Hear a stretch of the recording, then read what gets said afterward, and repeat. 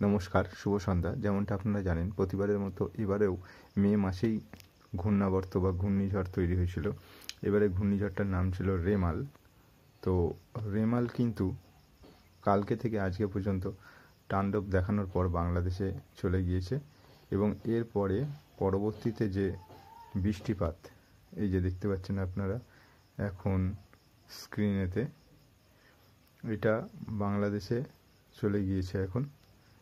এরপরে কিছুটা বৃষ্টিপাত আছে, সেটা কতটা সেটা বলবো। এই যে স্ক্রিনে দেখতে পাচ্ছেন পিছন দিকে এই যে প্রচুর পরিমাণে জলীয় বাষ্পপূর্ণ বাতাস ঢুকছে, এটা ধীরে ধীরে মেঘালয় হয়ে অসমের দিকে চলে যাবে। এর ফলে প্রচুর পরিমাণে বৃষ্টিপাত রয়েছে, সেই বৃষ্টিপাতটাই দেখাবো কতটা রয়েছে কোথায়। রেন অ্যান্ড থান্ডারে গেলাম, দেখুন বৃষ্টিপাত কিন্তু আছে। আমাদের এই যে লাল অংশ দেখতে পাচ্ছেন, আমি একটু জুম করে দেখাবো। দেখুন কলকাতায় বৃষ্টিপাত মঙ্গলবার দেখে নেব। মঙ্গলবার কলকাতায় 29 ডিগ্রি টেম্পারেচার থাকবে, বৃষ্টিপাত খুব একটা থাকছে না। হলদিবাড়িতে থাকছে 4 মিলিমিটার।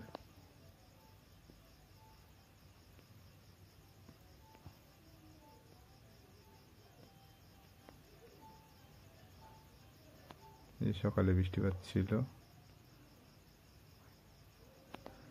মঙ্গলবার 11টা। মঙ্গলবারে আমাদের পশ্চিমবঙ্গ লাগোয়া সুন্দরবনে সেরকম একটা বৃষ্টিপাতের সম্ভাবনা নেই, তবে বাংলাদেশের সুন্দরবনে আছে। এবার এটা চলে যাচ্ছে বাংলাদেশের মধ্যে বৃষ্টিপাত ঘটাবে। ঢাকাতে 4 মিলিমিটার মতো, 4 থেকে 5 মিলিমিটার। এটা কিন্তু সিলেটে বৃষ্টিপাত করবে 55 মিলিমিটার, 47 মিলিমিটার। গুয়াহাটিতে 10, গোয়ালপাড়াতে হচ্ছে 20 মিলিমিটার মতো বৃষ্টি করবে। আর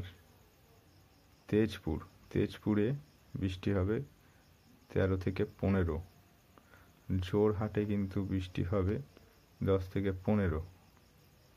শিলচরে বৃষ্টি হবে 15 মিলিমিটার এবং টেম্পারেচার থাকবে 27 ডিগ্রি।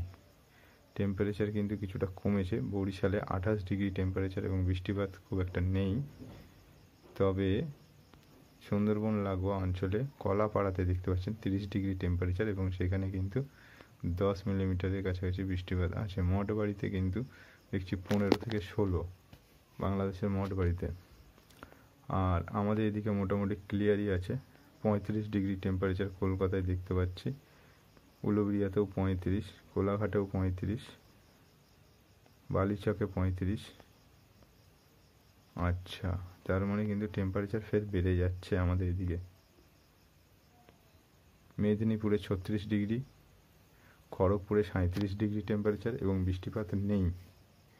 এই হচ্ছে আপডেট। আমি এবার থেকে প্রতিদিন একটা করে ওয়েদার আপডেট দেবো, আপনাদের সঙ্গে থাকবেন।